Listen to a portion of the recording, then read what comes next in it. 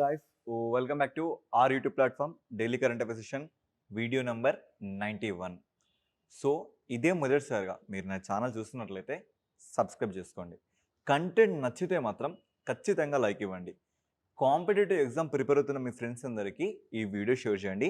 And mainly ఈ PDF మన telegram group రోగిస్ అకాడమీలో మీకు ఉంటుంది. You can acquire it and notes it. Okay, yes. Looking to our first topic. Yes, చూడండి, ఫస్ట్ టాపిక్ క్రాషనినికో అగ్నిపర్వతం. క్రాషనినికో వోల్కనో. సో గత కొంతకాలం నుంచి నేను మీకు చెప్తున్నా ఏంటి, Kamchatka. What is it? Kamchatka plateau. ఓకేనా, కంచట్కా పీఠభూమి. సో దీని గురించి మనం or Kamchatka peninsula. Okay, yes. So ఎలా పిలిచినా ఏం కాదు. సో ఈ పెనిన్సులా, ఈ ద్వీపకల్పం గురించి కానీ ఈ పీఠభూమి గురించి కానీ మనం కొంతకాలం నుంచి డిస్కస్ చేస్తూనే ఉంటున్నాం. తరచుగా ఏదో ఒక లైక్ ఎర్త్క్వాక్స్ కానీ వోల్కనస్ ఎరప్షన్ కానీ వీటిని మనం తరచుగా వెరీ రీసెంట్గా లాస్ట్ 14 డేస్లోనే దీని గురించి చాలాసార్లు మనం డిస్కస్ చేసాం. ఇది ఎగ్జాక్ట్గా మనకి ఇక్కడ ఉందంటే పసిఫిక్ రింగ్ ఆఫ్ ఫైర్ అని ఒక ఏరియా ఉంటుంది. ఆ ఏరియాలో ఇది మనకి లొకేట్ అయింది. దీని గురించి మాట్లాడినప్పుడు నేను బేరెంట్ సీ అని, కంచట్కా అని, ఓక్టోస్క్ సముద్రం అని, ఇటు బేరింగ్ సముద్రం అని చాలా ఏరియాస్ నేను మీకు చూపించాను. ఫస్ట్ దీని ప్రస్తావన మనకి ఇక్కడ జరిగిందంటే క్లూచోవోడ్స్కే అగ్నిపర్వతం అనేది బద్దలవడంతో దీన్ని మనం మాట్లాడుకోవడం జరిగింది. ఈరోజు మళ్ళీ ఏ అగ్నిపర్వతం ఇక్కడ చూసుకుంటే క్రాషనినికో ఇదేనండి మీకు కనబడుతుంది. ఈ క్రాషనినికో వోల్కనో ఎరప్షన్ వల్ల ఇది మళ్ళీ లైమ్లైట్లోకి వచ్చింది. సో ఈ ఏరియా మొత్తం మనకి ఎలా లొకేట్ అవుతుందంటే ఒక ప్లేట్ మీద ఈ టెక్టోనిక్ ప్లేట్స్ ఉంటాయి కదా, ఇవి ఎవ్రీడే చిన్నపాటి డిస్లొకేషన్ జరుగుతుంటాయి. వెరీ రీసెంట్గా ఇక్కడ భూకంపం వచ్చిందండి. ఏ తీవ్రతతో అంటే 8+ ఇంటెన్సిటీతో మనకి రెక్టార్ స్కేల్ మీద ఈ లెవెల్ భూకంపం వచ్చింది. So this is the very largest earthquake. మళ్ళీ ఇది ఎప్పుడెందుకు లైమ్లైట్లోకి వచ్చిందంటే ఈ క్రాషనినికో అనే అగ్నిపర్వతం బద్దలవడం వల్ల ఇది ఇప్పుడు మనకి లైమ్లైట్లోకి వచ్చింది. చూస్తే ఇది మనకి ఎక్కడ లొకేట్ అయింది? రష్యాలో. సో రష్యా మొత్తం మనకి ఇలా రష్యా ఉంటే ఈ రష్యాకి ఈస్ట్ సైడ్లో ఇది మనకి లొకేట్ అవుతుంది, ఈ కంచట్కా పెనిన్సులా అనేది. సో ఇటు చూసుకుంటే మనకి ఓక్టోస్క్ సీ అని. సో నెక్స్ట్ ఇటు చూసుకుంటే మనకి బేరింగ్ సీ అని ఇలా మనకి కనబడుతుంది. సో ఇలాంటి రెండు సముద్రాల మధ్య ఇది లొకేట్ అయింది. ఇది చూసుకుంటే మనకి రష్యాలో తూర్పు కంచట్కా ద్వీపకల్పంలో ఒక యాక్టివ్ వాల్కెనో. సో ఒకసారి దీన్ని బ్రీఫ్ని గమనిస్తే సెట్ అయిపోతుంది. సో ఫస్ట్ ఇక్కడ చూడండి, ఈ వోల్కెనో మనకి 1 minute. ఈ వోల్కెనో మనకి ఎలా కనబడుతుంది? సో ఒక ట్విన్ ఆర్ పేర్ వోల్కెనోలా కనబడుతుందా? సో ఈ రకంగా కనబడుతుంది. ఇది చూస్తే మనకి సంవాట్ లోపలికి కొంచెం షాలో ఏరియా మనకు కనబడుతుందా? కొంచెం లోపలికి క్రేటార్స్ అంటారు వాటిని ఏమంటారు? వి అడ్రస్డ్ విత్ వాట్? క్రేటార్స్. ఓకేనా, క్రేటార్స్ అనే పదంతో పిలుస్తారు. క్రేటార్స్ అంటే అవి లోపలికి నొక్కబడి ఉంటున్నాయి. ఒకసారి దీని బ్రీఫ్ని మనం గమనిద్దాం. సో ఇది చూడండి, ఇది మనకి ఏ పొజిషన్లో లొకేట్ అయింది? Ring of fire, Pacific ocean ring of fire. This is the very famous for earthquakes and volcanic eruptions. ఇక్కడ చూస్తానంట మనకి 114 యాక్టివ్ వోల్కనస్ ఈ ఎంటైర్ కంచట్కా పెనిన్సులాలో లొకేట్ అయింది. సో చూసుకుంటే మనకి దాదాపుగా 114 వరకు ఇక్కడ మనకి లొకేట్ అవ్వడం చూడొచ్చు. సో ఈ వాల్కనో గురించి మనం మాట్లాడినప్పుడు చూడండి, on the Kamchatka peninsula that have erupted during the Holocene epoch, అంటే దాదాపుగా 12,000 సంవత్సరాల నుంచి ఇక్కడ ఇలాంటి అగ్నిపర్వతాలు లొకేట్ అని చెప్తుంది. ఇక దీని హైట్, సో ఈ లెవెల్లో మనం ఆల్టిట్యూడ్ లెవెల్ని మనం చూసుకుంటే దాదాపుగా 1886 మీటర్స్ అండి. సో 1886 మీటర్స్, ఇంకా మన భాషలో చెప్పాలంటే 1.8 కిలోమీటర్ లెవెల్లా ఇది మనకి ఆల్టిట్యూడ్ హైట్ అనేది మనకి ఈ రకంగా మెజర్ అయి ఉంటుంది. సో గుర్తుపెట్టుకోండి, దీని ఇప్పుడు మనం ఏమిటి వాల్కెనో అని మాట్లాడుకున్నాం. మరి వాల్కెనోస్ దగ్గర ఇలా ఐస్ ఎందుకు ఫామ్ అయింది? మిమ్మల్ని అడుగుతున్నా, వాల్కెనోస్ దగ్గర ఇలా ఐస్ ఎందుకు ఫామ్ అయింది? సో అది ఉన్న లొకేషన్ అండ్ మీకు తెలిసిన మ్యాటరే, ఎవ్రీ 1 కిలోమీటర్కి నియర్గా 6 degrees సెల్సియస్ అనేది డ్రాప్ అయిపోతుంది. అండ్ ఇది నార్త్ పోల్కి చాలా దగ్గరగా ఉంది. ఈ రెండు కారణాల వల్ల ఇక్కడ ఈ లెవెల్ ఆఫ్ ఐస్తో క్యాప్ అయిపోయింది. ఓకేనా, నెక్స్ట్ ఇక చూసుకుంటే ఇది వచ్చేసి మనకి కాల్డెరా అనే ఏరియాలో. సో ఇది ఏ ఏరియాలతో లొకేట్ అయిందో ఆ ఏరియాని మనం కాల్డెరా అని పిలుస్తున్నాం.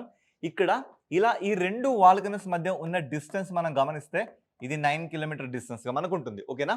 నెక్స్ట్ ఈ షాలో ఇప్పుడు మనం చూస్తున్న ఈ క్రేటర్ యొక్క లోతుని మనం గమనిస్తే దాదాపుగా 800 మీటర్ వరకు ఇది మనకి ఏంటి సో చూసుకుంటే ఇక్కడ మనకి ఈ క్రేటర్ మనకి 800 మీటర్ వరకు వెడల్పుగా, సో ఈ షాలో ఇలా ఇలా ఇలా మనం లోపలికి చూసుకుంటే ఇది వచ్చేసి మనకి 140 మీటర్ వరకు లోతుగా మనకు కనబడుతుంది.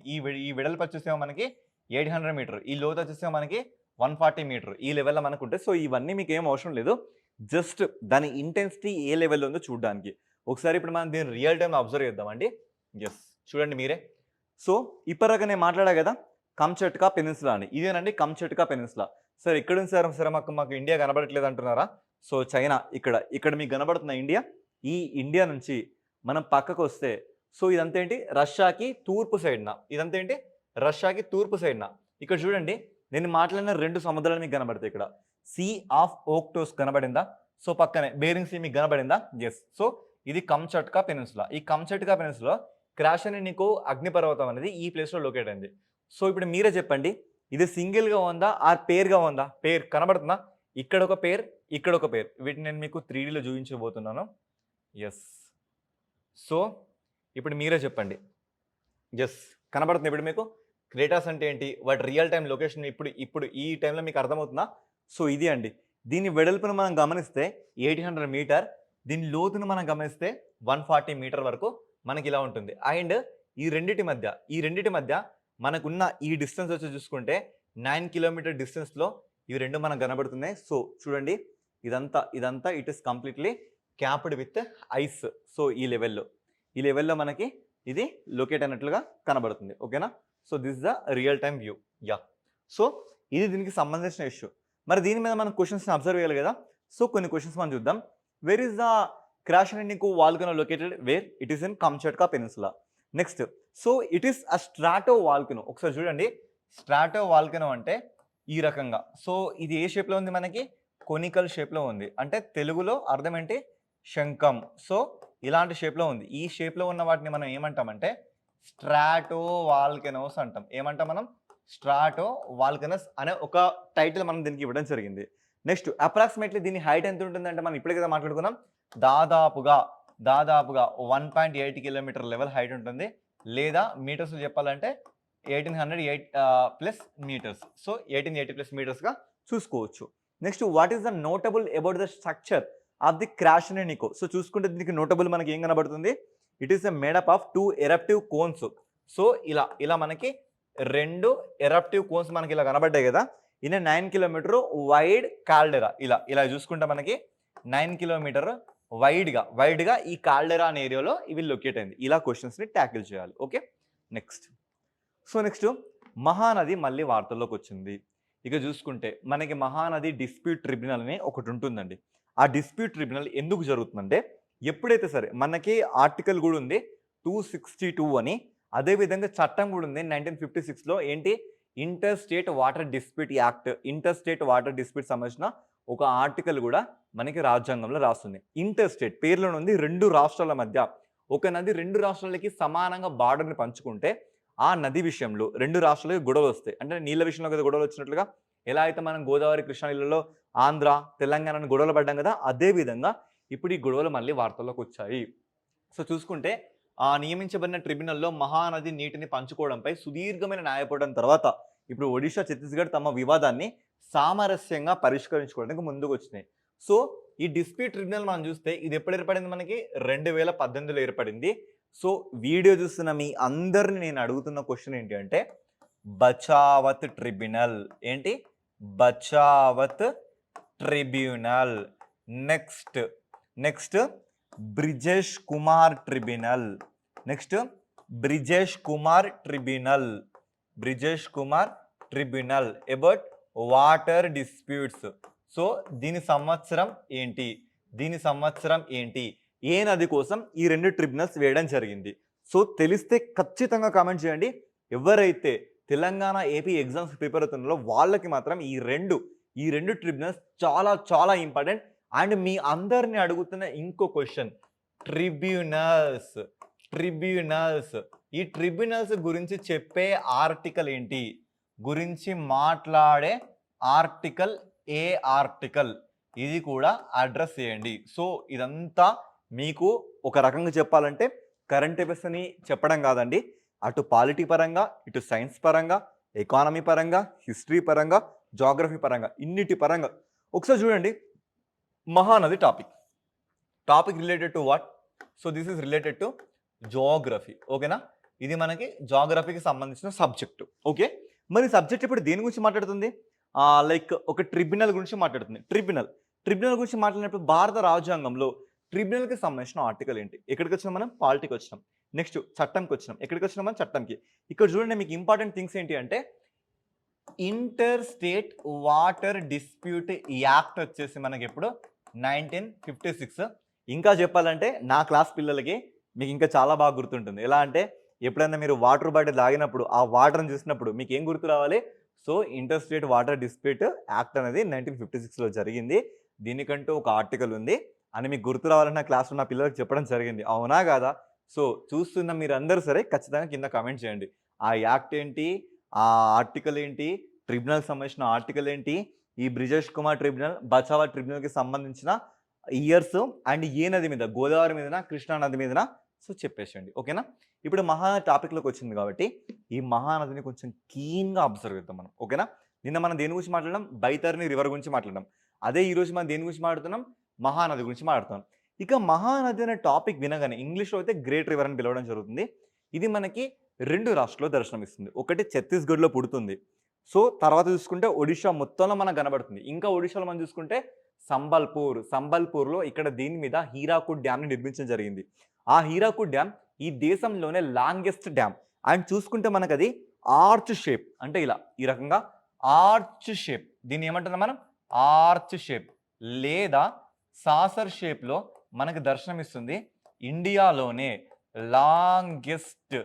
లాంగెస్ట్ డ్యామ్గా దీనికి పేరుంది. సో ఇదంతా మనకి ఇక్కడ మహానది మీద లొకేట్ అయింది. ఈ నది వెళ్తూ వెళ్తూ వెళ్తూ భువనేశ్వర్ కటక్ దగ్గర ఒక రకమైన డెల్టాస్ని ఇది సృష్టిస్తుంది. It makes a deltas at the range of Bhubaneswar and Cuttack in Odisha range and it is merged in bay of Bengal. So చూసుకుంటే ఇది మనకి ఎక్కడ పుడుతుంది అంటే దంతారి జిల్లా శివార్ రేంజ్. సో చూసుకుంటే చూడండి, సిహావా రేంజ్, సిహావా పర్వతాలు. సో పర్వతాల పేరేంటి? సిహావా పర్వతాలు. ఇక్కడ ఆ డిస్ట్రిక్ట్ పేరేంటి మనకి? దంతారా జిల్లా. ఎక్కడ? ఛత్తీస్గఢ్లో ఇది మనకి పుడుతుంది. దంతారా డిస్ట్రిక్ట్లో సిహావా మౌంటైన్ రేంజ్లో ఇది మనకి పుడుతుంది. సో ఒకసారి చూసుకుంటే దీని యొక్క లెంత్ వచ్చేసి మనకి ఇదే అండి, 860 కిలోమీటర్ రేంజ్లో ఇది మనకి ప్రవహిస్తుంది. ఓకేనా? సో నెక్స్ట్ ఇది చూసుకుంటే మనకి కటక్ దగ్గర డెల్టాస్ని ఫామ్ చేస్తుంది. ఇక సౌత్ అండ్ ఈస్ట్ సైడ్ చూసుకుంటే మనకి ఈస్టర్న్ ఘాట్స్ కనబడుతుంది. వెస్ట్ సైడ్ చూసుకుంటే మనకి మైకాల్ రేంజెస్ మనకి ఇక్కడ టచ్ అవుతుంది. ఒకసారి మీకోసం మ్యాప్స్ని కూడా తీసుకురావడం జరిగింది.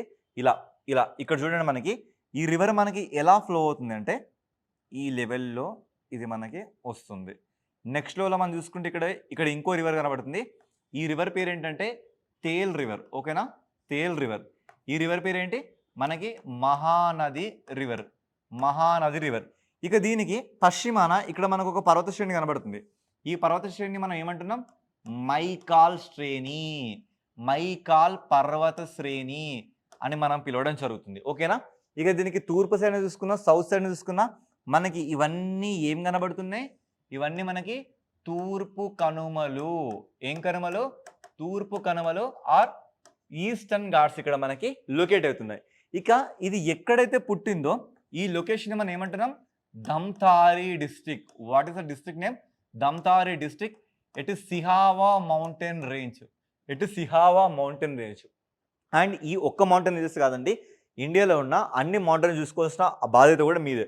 సో చూడండి, ఇక్కడ చూస్తే మనకి జువాడి, శివరాయి, పంచమలై, పళని, ఇక్కడ కార్డమం, ఇక్కడ అన్నామలై, ఇక్కడ నీలగిరి, బాబా బుడాన్ హిల్స్, తర్వాత హరిశ్చంద్ర ఘాట్స్, బాలాఘాట్ రేంజ్, ఇక్కడ చూసుకుంటే అజంతా రేంజ్. ఇక ఇదంతా చూసుకుంటే మనకి ఏం రేంజ్?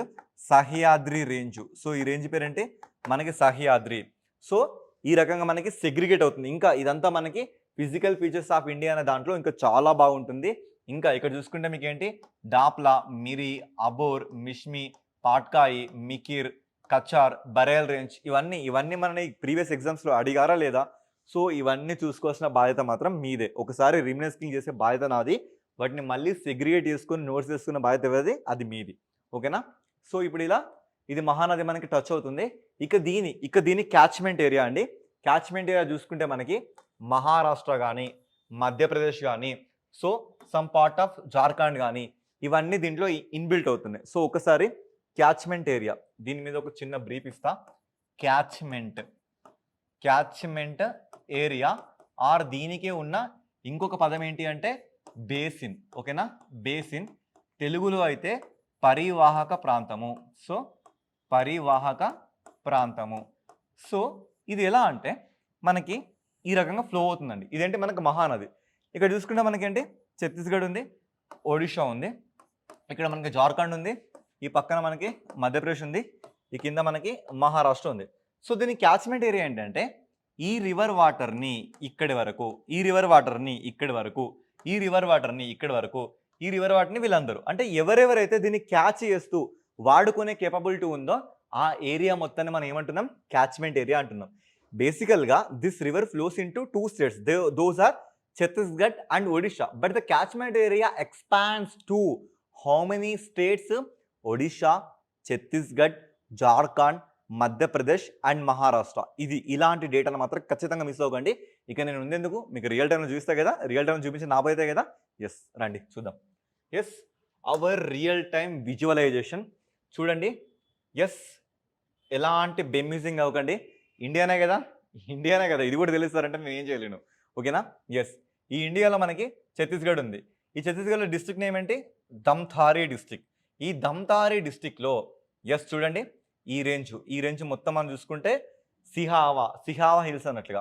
ఈ సిహావా హిల్స్లో మనకి ఇక్కడ ఒక రిజర్వాయర్ కనబడుతుంది. ఆ రిజర్వాయర్ పేరేంటి? గాన్రెల్ రిజర్వాయర్. ఈ గాన్రెల్ రిజర్వాయర్ నుంచి మనం చూసుకుంటే ఇక్కడ మనకి మహానది అనేది స్టార్ట్ అవుతుంది. మహానది పేరు కనబడుతుందా లేదా? సో కొంచెం వీడియో క్లారిటీ తగ్గిస్తే క్లారిటీని పెంచుకోండి. 1080లో పెంచుకొని మరి చూడండి మహానది కనబడుతుందా లేదా? ఎస్ ఇది మహానది. ఇక్కడ నుంచి మనం మహానదిని చూసుకుంటే ఇక చూడండి ఇది మనకి ఎలా ఫ్లో అవుతుందంటే ఎస్ ఇలా ఫ్లో అవుతుంది.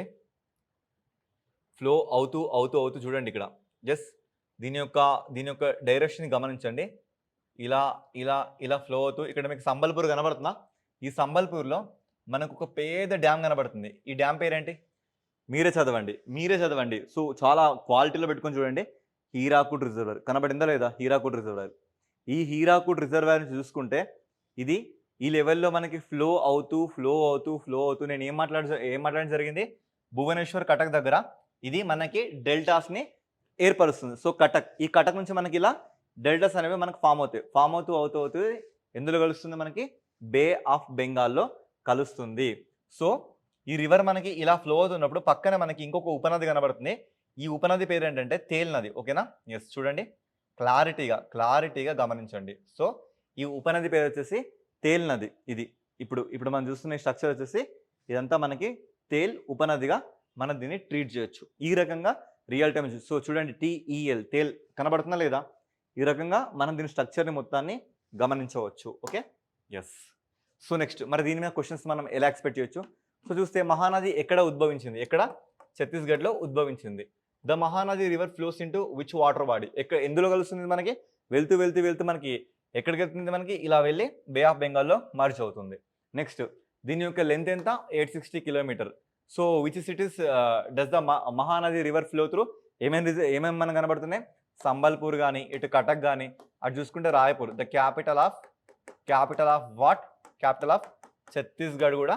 సో ఈ లొకేషన్లో మనం కనబడుతుంది. సో చూడండి ఇక్కడ చూస్తే మనకి రాయ్పూర్ కానీ, సంబల్పూర్ కానీ, కటక్ కానీ, ఇటు చూసుకుంటే మనకి భువనేశ్వర్ కానీ ఇవన్నీ మనకి ఇక్కడే దర్శనమిస్తున్నాయి. నెక్స్ట్ అప్నాగర్ ఇనిషియేటివ్ ఇది ఏ మినిస్ట్రీ కింద పనిచేస్తుందంటే పెట్రోలియం మినిస్ట్రీ కింద పనిచేస్తుంది. వీడియో చూస్తారు కదా, మిమ్మల్ని అడుగుతున్నా. So who is the concern minister for petroleum ministry? So తెలుగులో ఏంటి అంటే పెట్రోలియం మరియు సహజ వాయు మంత్రిత్వ శాఖకి సంబంధించిన మంత్రి ఎవరు? మిమ్మల్ని అడుగుతా. తెలుసుకొని మరి కింద కామెంట్ చేయండి. ఇలాంటివి నేను ముందే చెప్పా, మినిస్ట్రీస్ అందరినీ ఒక దగ్గర నోట్ చేసుకోండి, ఖచ్చితంగా నోట్ చేసుకోండి అని చెప్పను లేదా? సో అప్నాగర్ ఇనిషియేటివ్ ఏంటి? అప్నాగర్ మీ యొక్క ఇల్లు. ఎవరికి ఇల్లు మరి ఇది? ఇప్పుడు ఫర్ ఎగ్జాంపుల్ మనం చూస్తుంటాం. లారీ డ్రైవర్లు గానీ, బస్ డ్రైవర్లు గానీ, ట్రక్ డ్రైవర్లు గానీ వెళ్తూ వాళ్ళేంటి లైక్ నిద్రపోతూ కూడా వాళ్ళు డ్రైవ్ చేస్తూ సంథింగ్ యాక్సిడెంట్స్‌కి అది రీజన్ అవుతుంది. అలాంటి వాళ్ళకి పడుకోవడానికి కొన్ని ప్లేసెస్‌ని సెట్ చేయడం జరిగింది. ఓకేనా? పడుకోవడానికి కొన్ని ప్లేసెస్ సెట్ చేయడం జరిగింది. ఇది ఏ మంత్రిత్వ శాఖ కింద జరుగుతుంది? మనకి petroleum and natural gas ministry కింద జరుగుతుంది. సో ఒకసారి బ్రీఫ్‌గా మనం అబ్జర్వ్ చేస్తే ఇక్కడ చూడండి. మరి వీళ్ళకి ఈ ఫెసిలిటీస్‌ని ఎవరు కల్పిస్తారు? చూసుకుంటే ఆయిల్ మార్కెటింగ్ కంపెనీస్. సో షార్ట్‌గా మనం ఏమంటున్నాం? OMC oil marketing companies. ఇవన్నీ ప్రొవైడ్ చేస్తాయి. మరి ఏం ప్రొవైడ్ చేసిస్తారంటే వీళ్ళకి డార్మెటరీస్. సో డార్మెటరీ అంటే మీరందరూ నాకు తెలిసి తెలుగులో హాస్టల్ అని అంటారు. సో కొంచెం పాష్‌గా మనం చూసుకుంటే డామ్స్ అని కూడా దీన్ని పిలవచ్చు. డార్మెటరీస్ కానీ, రెస్టారెంట్స్, డాబాస్ కానీ, సెల్ఫ్ కుకింగ్ ఏరియాస్ కానీ, క్లీన్ టాయిలెట్స్ కానీ, డెడికేటింగ్ బాతింగ్ ఏరియాస్ కానీ, ప్యూరిఫైడ్ డ్రింకింగ్ వాటర్ ఫెసిలిటీస్ కానీ ఇవన్నీ ఈ ట్రక్ డ్రైవర్లకి కల్పించడం జరుగుతుంది. సో ఇలా అన్నట్టుగా. మరి క్వశ్చన్స్ ఏం ఎక్స్పెక్ట్ చేయొచ్చు అంటే అప్నాగర్ కార్యక్రమాన్ని ఏ మంత్రిత్వ శాఖ ప్రారంభించింది? Ministry of petroleum and natural gas. Next what is the main objective of Apna Ghar initiative? ఏంటి? Providing hygienic and comfortable resting spaces for the truckers. ఓకేనా? Next who develops the manage the Apna Ghar facilities? ఎవరు manage చేస్తారో? Oil marketing companies కదా ఇలా. Next next వచ్చేసి మళ్ళీ మనకి Kopili river వచ్చిందండి. ఇది కోపిలి రివర్. ఈ కోపిలి రివర్ ఫార్మేషన్ మనం ఒకసారి అబ్జర్వ్ చేద్దాం. సో కోపిలి రివర్ చూసుకుంటే మనకి ఇక్కడ కచార్ ఇది వచ్చేసి మనకి ఏంటంటే డిస్ట్రిక్ట్స్ ఆఫ్ అస్సాం అండి. ఓకేనా? అస్సాంలో జిల్లాలకు సంబంధించిన ఏంటి సార్ మాకు తెలంగాణలో ఉన్న డిస్ట్రిక్ట్సే అర్థం కావు, ఏపీలో ఉన్న డిస్ట్రిక్ట్సే అర్థం కాదు, అక్కడెక్కడ ఉన్న అస్సాం ఎందుకు తీసుకొచ్చి సార్? మాట్లాడుకోవాలి. ఎందుకు మాట్లాడుకోవాలంటే ఎవరైతే గ్రూప్ 2 రాసి దెబ్బతిన్నారో వాళ్ళకి తెలుసు. ఏంటి? ఇక్కడ చూస్తే మనకి డాప్లా అని, మిరి అని, అబోర్ అని, మిష్మి అని, పాట్కాయి అని సో ఈ రకంగా మనకి పడ్డాయా లేదా? వాటిని నార్త్ టు సౌత్ అమర్చండి అని అడిగారా లేదా? సో చూడండి, తప్పదు. ఎంత చేసినా సరే తప్పదు. నేర్చుకోవాలని తీరాల్సిందే. ఓకేనా? ఎస్. సో మిమ్మల్ని స్ట్రేట్ ఫార్వర్డ్గా క్వశ్చన్ అడుగుతున్నా. ఆ క్వశ్చన్ ఏంటంటే what is the capital of Assam? మీరు అందరూ ఏంటి డిస్పూర్ అని చెప్తారు. కానీ డిస్పూర్ ఎంత ఉంటుంది తెలుసా మీకు? ఆ డిస్పూర్ కూడా లొకేట్ అయింది గౌహతిలో లొకేట్ అవుతుంది. ఈ విషయం మీకు ఎంతమంది తెలుసు? సో డిస్పూర్ అంటే ఏదో పెద్ద సిటీ అని మీరు ఫీల్ అవుతారు. సో అది చూసుకుంటే హైదరాబాద్లో ఒక దిల్సుఖ్నగర్ ఏరియా అంతా కూడా ఉంటుంది. So that is located in Guwahati. So నేను చెప్పాలనుకుంటున్న మ్యాటర్ ఇదే. ఇక్కడ ఏంటి అంటే నేను ఇప్పుడు ఏ రివర్ గురించి మాట్లాడాలనుకుంటున్నా? కోపిలి రివర్ గురించి మాట్లాడాలనుకుంటున్నా. ఎందుకు మనం కోపిలి రివర్ గురించి మాట్లాడుతున్నామో చూసుకుందాం కాసేపు. ఓకేనా? Yes. So Kopili river first ఇది మనకి ఎక్కడ స్టార్ట్ అవుతుందంటే ఇక్కడ కచార్ అని ఒక డిస్ట్రిక్ట్ ఉంటుందండి. కచార్ అని డిస్ట్రిక్ట్ ఉంటుంది. ఇది వచ్చేసి మనకి ఏ రేంజ్లో కనబడుతుందంటే burial range. So the range పేరు ఏంటి? Burial range. తెలుగు మీడియం వల్ల అయితే బరైల్ పర్వత శ్రేణిలో. ఓకేనా? సో ఇది మనకి స్టార్ట్ అయ్యేది ఒక బరైల్ పర్వత శ్రేణిలో మనకి ఈ కోపిలి రివర్ స్టార్ట్ అవుతుంది. ఈ రివర్ ఇలా స్టార్ట్ అవుతూ కర్బీ ఆంగ్లాంగ్ డిస్ట్రిక్ట్ కానీ, నాగోన్ డిస్ట్రిక్ట్ కానీ, మోరిగావ్ డిస్ట్రిక్ట్ కానీ, ఇక తర్వాత చూసుకుంటే మనకి కామరూప డిస్ట్రిక్ట్. సో డిస్ట్రిక్ట్ పేరేంటి? జాగ్రత్తగా చూడండి. డిస్ట్రిక్ట్ పేరు కామరూప. ఈ కామరూప డిస్ట్రిక్ట్లోనే మనం చూస్తున్న గౌహతి ఆర్ డిస్పూర్ ఇవి రెండు లొకేట్ అయినవి ఈ కామరూప డిస్ట్రిక్ట్లో మాత్రమే లొకేట్ అయినాయి. ఇక గౌహతి పేరు విన్న ప్రతిసారి మీకు గుర్తు రావాల్సిన ఎమినెంట్ పర్సనాలిటీ ఎవరు? గోపీనాథ్ బార్దోలి. గోపీనాథ్ బార్దోలి మీకు గుర్తు రావాలి. ఈ గోపీనాథ్ బార్దోలి ఎవరు? మనకి fundamental rights sub committee for north eastern states. North eastern రాష్ట్రాలకి పెట్టిన సబ్ కమిటీకి ఎవరు హెడ్? మనకి గోపీనాథ్ బార్దోలి. సో ఇలా కోపిలి రివర్ మనకి ఫామ్ అవుతుంది. ఇక కోపిలి రివర్ని మనం చూసుకుంటే ఇది ఎందుకు వార్తల్లోకి వచ్చిందంటే ఇక్కడ మనం ఇన్లాండ్ వాటర్ వేస్ని ఓపెన్ చేసినాం. ఏంటంటే ఇన్లాండ్ వాటర్ వేస్ అంటే అర్థం ఏంటి?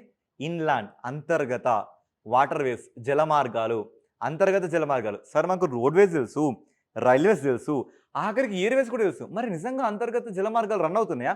అదేదో సముద్రాలు రన్ అవుతాయి కదా. మరి ఇలా నదుల్లో ఎప్పుడు? ఎస్, మన దగ్గర అంత లేదండి. కాకపోతే అక్కడ ఓపెన్ చేయడం జరిగింది. ఇప్పుడు నదులు ఉన్నాక వాటిలో మనం బోటింగ్ చేస్తూ లేదా షిప్లలో దాంట్లో వెళ్తూ మన లాజిస్టిక్స్ని పంపిస్తే ఎంత హ్యాపీగా ఉంటుంది చూడ్డానికి కానీ. సో ఫ్యూయల్ పరంగా కానీ ఎంత తక్కువ కన్స్యూమ్ అవుతుందంటే సో అలా మనం చూసుకుంటే ఇది ఇక్కడ చూడండి. సో ఒక జలమార్గం ఓపెన్ అయింది 57. నెంబర్ పేరేంటి? 57. మొత్తంగా మనకి ఇలాంటి వాటర్ వేస్ ఇండియాలో మనకి చూసుకుంటే 111 ఉన్నాయి. దీని మీద యాక్ట్ కూడా ఒకటి ఏర్పడిందండి. 2016లో ఒక యాక్ట్ వచ్చింది. ఏంటి? Inland waterways authority of India act మనకి 2016లో కూడా వస్తుంది. ఇప్పుడు ప్రజెంట్ చూసుకుంటే మనకి జాతీయ మార్గాలు, జల జాతీయ మార్గాలు మనకి ఎన్ని ఉన్నాయి? 111 జాతీయ మార్గాలు ఉన్నాయి. ఇప్పుడు చూసుకుంటే సో ఇక్కడ చూడండి, అస్సాం నదీ ఆధారిత వాణిజ్యం మరియు స్థిరమైన లాజిస్టిక్స్ పునరుద్ధరణ కోసం ఒక మైల్ స్టోనిక్ మూమెంట్ జరిగింది. జాతీయ జలమార్గం నేషనల్ ఇన్లాండ్ వాటర్వేస్ 57 కోపిలి నది నుంచి ప్రారంభించబడింది. ఎస్, అర్థమైందా? కోపిలి నుంచి ప్రారంభించబడింది. ఇప్పుడు చూడండి ఇక మనందరికీ తెలిసింది ఏంటి? బ్రహ్మపుత్ర యార్లాంగ్ సాంగ్పో మనకి ఎలా వస్తుంది? సో ఇలా వస్తూ ఇలా వెళ్ళిపోతుంది. ఇప్పుడు కోపిలి రివర్ ఇలా ట్రాన్స్ఫార్మ్ అవుతూ ఎందులో కలిసిపోతుంది? మనకి బ్రహ్మపుత్రలో కలిసిపోతుంది. ఇప్పుడు చెప్పండి, బ్రహ్మపుత్రకి ఇది ట్రిబ్యూటరీనా కాదా? సో ఇప్పుడు మనకి బ్రహ్మపుత్ర ఈ రకమైన డైరెక్షన్ వస్తుంది కాబట్టి ఇది మనకి ఏ సైడ్ అవుతుంది? ఇది మనకి రైట్ సైడ్ అవుతుంది. ఓకేనా? దెన్ ఇది మనకి ఏ సైడ్ అవుతుంది? లెఫ్ట్ సైడ్ అవుతుంది. So this is the tributary to Brahmaputra as left tributary. A tributary? ఇది మనకి ఎడమ వైపు ఉపనది. సో ఎందులో కలుస్తుంది? బ్రహ్మపుత్రలో కలుస్తుంది. ఓకేనా? ఎస్. సో నెక్స్ట్ దీని గురించి మనం కొంచెం చూద్దాం. ఇప్పుడు మీరే చెప్పండి, ఇది ఇలా ఫ్లో అవుతూ ఈ మేఘాలయ బార్డర్గా షేర్ చేసుకుంటుందా లేదా? So this become a bordering river to what? Meghalaya. ఇది మేఘాలయకి ఒక బార్డరింగ్ రివర్ కూడా మనకి కనబడుతుంది. ఇక చూసుకుంటే దీని లెంత్ వచ్చేసి 256 కిలోమీటర్స్. ఎక్కడైతే మేఘాలయతో ట్రాన్స్ఫార్మ్ అవుతుందో అక్కడ ఇది మనకి 78 కిలోమీటర్స్ కనబడుతుంది. ఇక 256 చూడండి, 256లో నుంచి 76 పోతే మనకి రిమైనింగ్ ఎంత? 178 కిలోమీటర్స్. ఇది వచ్చేసి ఓన్లీ అస్సాంలో ఫ్లో అవుతుంది. So it is the largest south bank tributary of the Brahmaputra, Assam. ఇక చూసుకుంటే ఎన్ని డిస్ట్రిక్ట్స్ మనకి? కచార్ డిస్ట్రిక్ట్ కానీ, కార్బీ ఆంగ్లాంగ్ డిస్ట్రిక్ట్ కానీ, నాగోన్ డిస్ట్రిక్ట్ కానీ, మోరిగావ్ డిస్ట్రిక్ట్ కానీ, ఈ అన్ని డిస్ట్రిక్ట్లో ఇది ఫామ్ అవుతుంది. ఇలా ఇది వెళ్తుంది. సో ఒకసారి మీరు చూడండి ఇక్కడ. Yes. So this is the Kopili river అండి. ఇప్పుడు చూడండి, మీకు ఇదంతా బ్రహ్మపుత్ర రివర్ కనబడుతుందా లేదా? సో ప్రతిదీ మీకు చూపిస్తే తప్ప. సో నా క్లాస్ మొత్తం ఇలానే ఉంటుందండి, రియల్ టైంలోనే ఉంటుంది. కొంచెం టైం మెరుగొచ్చేమో కానీ వన్స్ ఈ క్లాస్ ఇలా మీరు అలవాటు పడితే మీ జిందగీలో మీరు ఏ సబ్జెక్ట్ కూడా మర్చిపోరు. గుర్తుపెట్టుకోండి, ఇది నా assurance. Okay? Yes. So Brahmaputra కొంచెం క్వాలిటీ పెంచుకోండి, చాలా చిన్నగా కనబడుతున్నాయి. బ్రహ్మపుత్ర రివర్ కనబడుతుందా లేదా? బ్రహ్మపుత్ర రివర్ ఇదంతా మీకు కనబడుతుందా? బ్రహ్మపుత్ర రివర్. ఇక్కడ చూడండి, ఇది మనకు వచ్చేసి కోపిలి రివర్. ఎస్. సో చూడండి, రివర్ కనబడుతుందా లేదా? Kopili. So this is the Kopili river. ఇగో చూడండి, ఇలా ఇది మొత్తం మనకి ఆక్స్బో స్ట్రక్చర్ని క్రియేట్ చేయడం జరిగింది. ఇదంతా ఇప్పుడు మీరు చూస్తున్న ఈ మడ్డీ స్ట్రక్చర్ మొత్తం అంతా కోపిలి రివర్. చూడండి, కోపిలి కనబడిందా? ఈ రకంగా కోపిలి వచ్చేసి మనకి ఎందులో? బ్రహ్మపుత్రలో మర్జ్ అవుతుందని ఈ స్టేట్మెంట్ మనకు చెప్తుంది. ఓకేనా? ఎస్. సో మరి దీని మీద మనం క్వశ్చన్స్ని ఎలా ఎక్స్పెక్ట్ చేస్తారు? క్వశ్చన్ సింపుల్ అండి.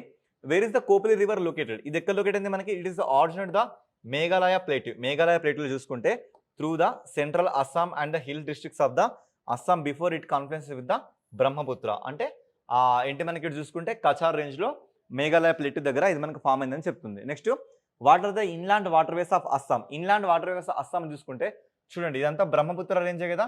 దీన్ని మనం ఏమంటామంటే ఇన్లాండ్ వాటర్వేస్ నంబర్ 2 అంటున్నాం. ఓకేనా? సో ఫస్ట్ నెంబర్ 1 ఏంటంటే సింపుల్గా చెప్తున్నాను అండి, national highway 1, national highway 2, national highway 14, national highway 44 ఇట్లా మనం మాట్లాడుకుంటున్నాం కదా. ఇలాగే జాతీయ జలమార్గాలు ఉంటాయి, వాటి కూడా మనం నెంబర్ ఇస్తున్నాం. ఫస్ట్ నెంబర్ ఎవరికంటే గంగా రివర్కి ఇస్తున్న నెంబర్. గంగా రివర్కి నేషనల్ హైవే 1 లాగా, అట్లాగే ఇన్లాండ్ వాటర్ వే 1 లాగా దానికి ఇచ్చినాం. ఇక్కడ చూసుకుంటే మనకి ఇదేంటి? నేషనల్ వాటర్ వే నంబర్ 2. ఇప్పుడు మనం చూసుకునేది ఏంటి? నేషనల్ వాటర్ వే నంబర్ 2గా మనం చూస్తున్నాం. ఇది మనకి ఎలా వస్తుందంటే ఇలా మనకి కోపిలి రివర్ ఫామ్ అవుతూ ఇలా మర్జ్ అయిపోతుంది. దీనికి మనం ఇస్తుంది ఏంటి? నేషనల్ వాటర్ వే 57గా దీనికి మనం నెంబరింగ్ ఇవ్వడం జరిగింది. అంతే, అంతకుమించి ఎక్కువ ఏం స్ట్రెస్ అవ్వకండి. ఓకేనా? Yes. So this is extra event. ఇప్పుడు మీకు జాతీయ జలమార్గాలు ఉన్నాయి కదా, మొత్తం మనకి 111 అంతర్గత జాతీయ జలమార్గాలు మన దేశంలో ఉన్నాయి. ఇక దీనికి సంబంధించిన యాక్ట్ వచ్చేసి మనకి ఎప్పుడు ఏర్పడింది? 2016లో ఏర్పడింది. 24 రాష్ట్రాలు విస్తరించి ఉన్నాయి. వీటిని అంతర్గత జలమార్గాల inland water way authority of India దీన్ని రన్ చేస్తుంది. చూడండి, ఇది ఇన్లాండ్ వాటర్ వే నెంబర్ 1, ఇది inland water way number 2. So ఈ రకంగా అంటే లాజిస్టిక్స్ని మనం ప్రమోట్ చేస్తున్నాం. అంటే ఇక్కడ షిప్ని తీసుకెళ్తే ఇది ఇలా మనకి ఏ సీట్లో కావాలంటే ఆ సీట్లో డ్రాప్ చేస్తుంది, ఈ రకంగా అన్నట్లుగా. ఓకే? ఎస్. నెక్స్ట్ చూడండి, ప్రధానమంత్రి డయాలసిస్ ప్రోగ్రామ్. సో డయాలసిస్ పేర్లోనే ఉంది, అంటే కిడ్నీకి సంబంధించిన ఇష్యూనే కదా. ఇక్కడ అడ్రస్ చేయండి. భారత ప్రభుత్వం ప్రధానమంత్రి జాతీయ డయాలసిస్ ప్రోగ్రామ్ అంటే ప్రధానమంత్రి నేషనల్ డయాలసిస్ ప్రోగ్రామ్ అనేది మనకి 2016లో వచ్చింది. ఎవరైతే బీపీఎల్ లెవెల్‌లో ఖర్చు పెట్టలేని లెవెల్‌లో ఉంటారో వాళ్ళందరికీ ఫ్రీగా డయాలసిస్ చేస్తదన్నట్టు ఈ స్కీము. అయితే ఇది ఇప్పుడు 36 రాష్ట్రాలు, కేంద్రపాలిత ప్రాంతాలు అంటే మనం చూసుకుంటే ఇక్కడ ఏంటి 28 స్టేట్స్ అండ్ యూనియన్ టెరిటరీస్ మొత్తం కింద మనకి 36 స్టేట్స్ అండ్ యూటీస్‌లో ఎంటైర్‌గా 751 డిస్ట్రిక్ట్‌లో ఇది కవర్ చేస్తూ పనిచేస్తుంది. సో దీని గ్రేట్‌నెస్ గురించి మనం మాట్లాడుకుంటున్నాం. ఈ స్కీమ్ మనకి ఎప్పుడొచ్చింది? 2016లో ఈ స్కీమ్ మనకి రావడం జరిగింది. సో ఈ స్కీమ్‌కి సంబంధించిన కొన్ని ఇష్యూస్‌ని మనం అడ్రెస్ చేద్దాం. బీపీఎల్ కింద ఉన్న వాళ్ళకి ఇది సాయం చేస్తుంది. ఇక చూసుకుంటే ఇది పబ్లిక్ ప్రైవేట్ పార్ట్నర్‌షిప్‌లో పనిచేస్తుంది. అంటే ఇందులో పబ్లిక్ ఇన్వెస్ట్‌మెంట్ ఉంటుంది, ప్రైవేట్ వాళ్ళ ఇన్వెస్ట్‌మెంట్ కూడా ఉంటుంది. సో ఎండ్ స్టేజ్ కిడ్నీ వైఫల్యంతో బాధపడుతున్న వాళ్ళందరికీ ఉచితంగా డయాలసిస్ చేస్తుంది. ఇది నేషనల్ హెల్త్ మిషన్. మనందరికీ నేషనల్ హెల్త్ మిషన్ ఉంది కదా! ఇదే మనం రూరల్ నేషనల్ హెల్త్ మిషన్ మనం చూసుకుంటే ఇది ఎప్పుడు మనకు వచ్చింది? 2005లో వచ్చింది. ఇదే మనం అర్బన్ హెల్త్ మిషన్ మనం చూసుకుంటే ఇది ఎప్పుడు వచ్చింది మనకి? 2013లో వచ్చింది. ఇవన్నీ థింగ్స్‌ని ఇక్కడ మీరు అడ్రెస్ చేసుకోండి. ఓకేనా? సో ఈ రకంగా ఇది మొత్తంగా ఇన్నిటికి ఎక్స్‌పాండ్ అయిందని ఇది చెప్పడం జరుగుతుంది. ఇది by the way A ministry కింద పనిచేస్తుంది? హెల్త్ మినిస్ట్రీ కింద. మిమ్మల్ని అడుగుతున్నా. ప్రెజెంట్ హెల్త్ మినిస్టర్ ఎవరు? ప్రెజెంట్ హెల్త్ మినిస్టర్ ఎవరు? మిమ్మల్నే. Do comment. ఓకేనా? యెస్. నెక్స్ట్. సో మరి దీని మీద క్వెషన్స్ మనం ఎలా చూడొచ్చు? What is the concept of dialysis? Dialysis అంటే ఏంటి? అంటే కిడ్నీలు చేయలేని పనిని ఒక మెషిన్ చేస్తుంది. అంతే. దాన్ని మనం డయాలసిస్ అంటాం. ఇక next what are the objectives of the national one health mission? National one health mission అంటే ఏంటి? సో మెరుగైన ఆరోగ్య ఫలితాలు కానీ, మెరుగైన ఉత్పాదక కానీ, జీవ వైవిధ్య పరిరక్షణ కోసం కానీ ఇలాంటి రంగాలన్నింటినీ సమగ్రంగా సంసిద్ధంగా చేసే ఒక వ్యవస్థనే మన ఏంటి నేషనల్ వన్ హెల్త్ మిషన్ అని పిలవడం జరుగుతుంది. ఓకేనా? Yes.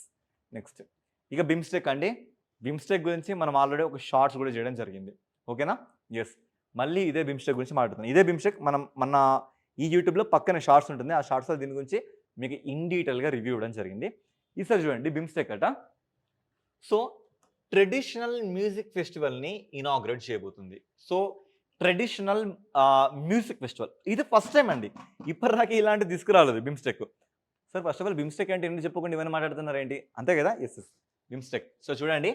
So BIMSTEC bay of Bengal initiative for multi sectoral technological and economical cooperation. అర్థమైందా? సో పేరులోనే మనకి బ్రీఫ్ ఉంది. ఏంటి? Bay of Bengal. For example bay of Bengal అంటే ఇలా మనకి ఇండియా ఉంటూ పక్కన ఉన్న దేశాలన్నీ మనకి ఇలా ఇలా ఇలా ఇలా ఉంటాయి కదా. సో చూడండి దిస్ ఇస్ ఇండియా, ఇది శ్రీలంక, ఇది మనకి బంగ్లాదేశ్. కానీ ఇందులో సముద్ర తీరం లేని 2 దేశాలు మనం కలుపుకోవడం జరిగింది. ఆ దేశాలు ఏంటంటే ఒకటి భూటాను, ఇంకొకటి నేపాల్. ఇక పక్కన చూస్తే మనకి థాయిలాండ్ అని. సో ఈ రకంగా మనకు కనబడితే సింపుల్గా మనం ఒక కోడ్తో ట్యాకిల్ చేయొచ్చు. ఏంటి? ఎంబీబీఎస్ టిన్. ఓకేనా? సో ఎంబీబీఎస్ టిన్ ఇక్కడ చూడండి Myanmar, Bangladesh, Bhutan, Sri Lanka, Thailand, India, Nepal. So దీంట్లో తర్వాత జాయిన్ అయిన దేశాలు ఏంటి అంటే ఒకటి మనం చూసుకుంటే నేపాల్ కానీ భూటాన్ కానీ తర్వాత జాయిన్ అయినాయి. మయన్మార్ కూడా తర్వాత జాయిన్ అవ్వడం జరిగింది. ఇది మనకి ఎప్పుడు ఏర్పడ్డాయి అంటే 1997 జూన్ 6న ఇవి మనకి ఏర్పడడం జరిగింది. ఓకేనా? సో ఇప్పుడు దీని స్ట్రక్చర్ని మనం గమనిస్తే సో ఫస్ట్ ఆఫ్ ఆల్ మీకు అంతా క్లియర్ ఉండడానికి నేను ఒక షార్ట్ ఫామ్ కూడా తీసుకురావడం జరిగింది. ఇవి దీంట్లో ఉన్న సభ్య దేశాలు. ఇది మనకి 1997 జూన్ 6న Bangkok declaration, the declaration of బ్యాంకాక్తో మనకు వచ్చింది. హెడ్ క్వార్టర్స్ చూసుకుంటే మనకి ఇక్కడ Dhaka which is the capital of Bangladesh. And జనాభాలో చూసుకుంటే 22% of the world population are located in these countries.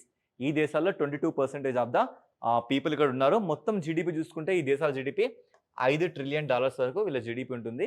ఈ రకంగా దీన్ని మనం చూసుకోవచ్చు. ఓకేనా? నెక్స్ట్ ఎస్ మన క్వశ్చన్స్ ఎలా చూడొచ్చు అంటే బిమ్స్టెక్ అంటే ఏంటి, బిమ్స్టెక్లో ఎన్ని దేశాలు ఉన్నాయి, బిమ్స్టెక్ సభ్య దేశాలు ఏంటి, బిమ్స్టెక్ ప్రధాన కార్యాలయం ఏంటి, అన్నీ అయిపోయాయి కదా. సో ఇలా ఇక నెక్స్ట్ సో ఈ డేటా మాత్రం చాలా ఇంపార్టెంట్, అందరూ జాగ్రత్తగా నోట్ చేసుకోండి. TRIFED. So tribal cooperating market development federation పేరులో ఉంది. ట్రైబల్ కంట మార్కెట్ డెవలప్మెంట్ కోఆపరేషన్ కూడా కావాలి. మార్కెట్ డెవలప్ ఇప్పుడు ట్రైబల్స్ ఉన్నారండి, వాళ్ళు స్వచ్ఛమైన ఆ థింగ్స్ని పండించడం కానీ కల్టివేట్ చేయడం కానీ జరుగుతుంది. మరి వాళ్ళకి ప్రాపర్ రేట్ వస్తుందా? మీరే చెప్పండి. మరి వాళ్ళకి ఏదో ఒక మార్కెటింగ్ అడ్రస్ అయితే మనం చేయాలి కదా. ఆ థీమ్తో వచ్చిందే ఈ ట్రైఫెడ్. అర్థమవుతుందా? ఈ ట్రైఫెడ్ మిమ్మల్ని ఒక ఫేమస్ క్వశ్చన్ అడిగితే ఖచ్చితంగా మీరు ఆన్సర్ చేయాలి. ఈ ట్రైఫెడ్ మనకి ఎలా వచ్చిందంటే multi state cooperative societies act అని ఒకటి మనకి 1984లో వచ్చిందండి. పేరులో ఉంది మల్టీ స్టేట్స్, అంటే రకరకాల స్టేట్స్‌కి కోఆపరేటివ్ సొసైటీస్ యాక్ట్ అని ఒకటి 1984లో వచ్చింది. ఈ యాక్ట్ బేస్ చేసుకొని 1987లో ఈ ట్రైఫెడ్ మనకి ఉద్భవించింది. ఈ ట్రైఫెడ్ ఏం చేస్తదంటే, సో దీనికి చాలా సెంటర్స్ ఉంటాయండి దేశంలో. ఇలా ట్రైఫెడ్ సెంటర్స్ ఎక్కడెక్కడెక్కడైతే ఇప్పుడు మన దగ్గర చూసుకుంటే ఏటూరు నాగారం ఉందా? సో ఏటూరు నాగారం ఒక ట్రైఫెడ్ సెంటర్ ఉంటుంది. ఇవేం చేస్తాయి, గిరిజనులకు కావాల్సిన మార్కెటింగ్ ఫెసిలిటీస్‌ని ఇచ్చి, వాళ్ళకి సంబంధించిన తేనె గాని, లక్క గాని, లేదంటే చింతపండు గాని, వాళ్ళు ఏదో ఒకటి అడవి నుంచి తీసుకొస్తారు గదా! వాటికి మంచి గిట్టుబాటు ధర దొరికేలాగా ఇది ప్రోత్సహిస్తుంది వాళ్ళని. ఇలా ఇది మనకి ఎప్పుడొచ్చింది? 1987లో వచ్చింది. ఇక వీడియో చూస్తున్న మీ అందరిని అడుగుతున్న ఫేమస్ క్వెషన్ ఏందంటే, ఇది, ఇది ఎన్నోవా, ఎన్నోవా ప్రణాళిక సమయంలో వచ్చింది? ఇది ఎన్నవ ప్రణాళిక, ఎన్నవ ప్లానింగ్ సెషన్ టైంలో ఈ ట్రైఫెడ్ వచ్చింది చెప్పండి. ఇదే 1987లో మనకి ఆపరేషన్ బ్లాక్ బోర్డ్ థీమ్ కూడా వచ్చింది. అవునా కాదా? ఇక చూసుకుంటే ఇక ట్రైఫెడ్ వచ్చేసి మనకి ఏంటి మల్టీ స్టేట్ కోఆపరేషన్ యాక్ట్ 1984 ద్వారా 1987 ఆగస్ట్ 6న ఇది వచ్చింది. ఈరోజు ఆగస్ట్ 6 కదా, అందుకే మనం ట్రైఫెడ్ దినోత్సవంగా మనం దీన్ని జరుపుకోవడం జరుగుతుంది. ఇక గిరిజన సేకరించిన అటవీ ఉత్పత్తులు గాని, వ్యవసాయ ఉత్పత్తులు గాని, హస్తకళలు గాని, దేశీయ అంతర్జాతీయ మార్కెటింగ్ కల్పించి వారికి ప్రభుత్వం ద్వారా ఆర్థిక చేయూతనిచ్చి కలపడం దీని యొక్క ఉద్దేశం.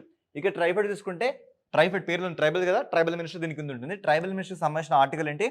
ఆర్టికల్ 164 ప్రకారంగా చూసుకుంటే మనకి ఛత్తీస్‌గఢ్ గాని, ఒడిషా గాని, జార్ఖండ్ గాని, మధ్యప్రదేశ్‌లో గాని సెపరేట్‌గా ఒక ట్రైబల్ మినిస్టర్ ఉండాలని చెప్తుంది. సార్ ఆర్టికల్ 164 అంటే ఏంటి? CM and council of ministers ప్రమాణ స్వీకారం చేయడం కదా! సో ఆర్టికల్ 164 అది ఆర్టికల్ 161 సరే అది article 164 sub class 1, sub class 2, sub class 3, sub class 4 ప్రకారంగా. బట్ ఆర్టికల్ 164 ఏం చెప్తుంది? సో ఖచ్చితంగా ఛత్తీస్‌గఢ్, ఒడిషా, జార్ఖండ్, మధ్యప్రదేశ్‌లో ఖచ్చితంగా ఒక ట్రైబల్ మినిస్టర్ ఉండాలి. ఎందుకు? అక్కడ ఎక్కువ ట్రైబల్స్ ఉంటారు కదా! సో వీటిని గుర్తుపెట్టుకోవడం పెద్ద కష్టమా? పెద్ద కష్టమా? చూడండి, మధ్యప్రదేశ్, ఛత్తీస్‌గఢ్, ఒడిషా, జార్ఖండ్ ఇవన్నీ మనకు పక్కపక్కనే కదా! పక్కపక్కనే కదా! ఇలా పక్కపక్కన ఉంటాయి. సో ఆర్టికల్ 164ని ఈ రకంగా గుర్తుపెట్టుకోండి. సో ఇక్కడ చూసుకుంటే ట్రైఫెడ్‌కు సో మనకి చూసుకుంటే ట్రైఫెడ్‌కు దేశవ్యాప్తంగా 15 ప్రాంతీయ కార్యాలయాలు, 110 రిటైల్ అవుట్లెట్స్ కూడా మనకున్నాయి. వీళ్ళ హస్తకళను ప్రోత్సహించడం గాని, 30 షోరూమ్‌లను సైతం ఇది కలిగి ఉంది. సో ఈ రకంగా మొత్తంగా చూసుకుంటే గిరిజనులకు కావాల్సిన అన్ని ఫెసిలిటీస్‌ని ఇది అందిస్తది. ఓకేనా? Yes. So this our current affairs. ఇంతకంటే మోర్ క్వాలిటీతో మనం మళ్ళీ కలుసుకుందాం. Thank you.